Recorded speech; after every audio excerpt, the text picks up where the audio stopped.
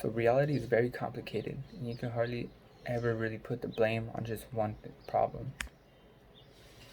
There's this misconception of the school to prison pipeline, and it goes down further than just school funding. Contrary to some belief, there are some schools located in communities of poverty where students end up excelling. There are other contributors that lead students to the path of prison rather than it just being solely on school funding. Most of us at one point have witnessed someone, maybe even a close friend or even relative, drop out of school or end up in prison. There is a problem with the amount of students who are going to prison more often, but it isn't due to unequal school funding like their affirmative claims. There are many reasons why a person drops out or ends up in prison, and it could be due to gangs, drugs, or being exposed to trauma. First, I'll provide statistics about school funding in America and how there's this misconception that America does not spend enough on the public school system. After that, I'll point out the other more serious problems that affect the student's success, and I will finally discuss a possible solution. I'll start off by laying the facts about school funding in America and explain how the perception of it is false. A vast majority of Americans believe that the U.S. does not spend enough money on public education. So according to Paul DePerna and Michael Shaw, in an article titled 2018 Schooling in America, Public Opinion on K-12 Education, nearly a third of Americans believe that the U.S. only spends around $4,000 or less on each student. But according to the OECD, which is the Organization for Economic Cooperation and Development, America spends more money than any other democratic country in the world other than Norway, Switzerland, and Luxembourg. Not many schools in America are actually even classified as poor or located in poor communities.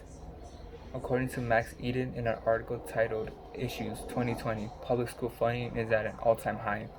He informs us that only a mere 20 schools in America are actually in poor conditions. Next, I'll discuss a more serious problem that has more of an effect on a person going to prison. School funding is not the problem that could lead students to prison. There are other factors that have a greater effect than just whether or not their school has money. People don't realize how much trauma can have an effect on a student, and it can lead to so many negative events in the future. A lot of people brush off any problems a child may have because they either assume they're lying or it isn't important and just question and doubt them just because they're young. They may think that they're being dramatic or question what kind of problems they really have since they're only around, not even a full adult yet. According to the CDC, more than half of all U.S. children have experienced some kind of trauma in the form of abuse, neglect, violence, or challenging household circumstances, and 35% of children have experienced more than one type of traumatic event. Okay. Here's a quote by Dr. Elizabeth Studwell, who is a New York clinical psychologist. Experiencing traumatic events directly impairs the ability to learn, both immediately and after the event and over time. Children are particularly vulnerable to these consequences as their brains are still developing. So that means that student's brain is really affected when it comes to learning because of that event they may have gone through. In America, there are over 93,000 children locked up in the juvenile correction facilities, and 75 to 93% have experienced at least one traumatic event in their life. Our children are twice as likely to commit a violent crime as adults while going through some type of traumatic event. Substance abuse is also a huge factor that can lead a person to prison. In 2018 alone, 1.6 million people in America were arrested for substance-related offenses. According to the American Addiction Center, as of 2014, 39% of 12th graders, 30% of 10th graders, and 15% of 8th graders all have claims to have done drugs before. The frontal lobe is affected dramatically when a person whose brain is introduced to drugs before it is fully developed. The frontal lobe of the brain is important for emotional expression, problem solving, memory, language, judgment, and sexual behaviors.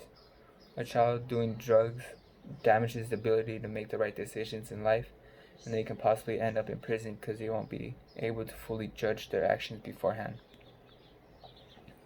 Being exposed to something traumatic as a child can lead them to acting out in many ways. One of the ways people cope with trauma is drugs and alcohol. According to the International Society for Traumatic Stress studies, 25 to 75% of people who have been through abusive or violent traumatic experiences report problematic alcohol use.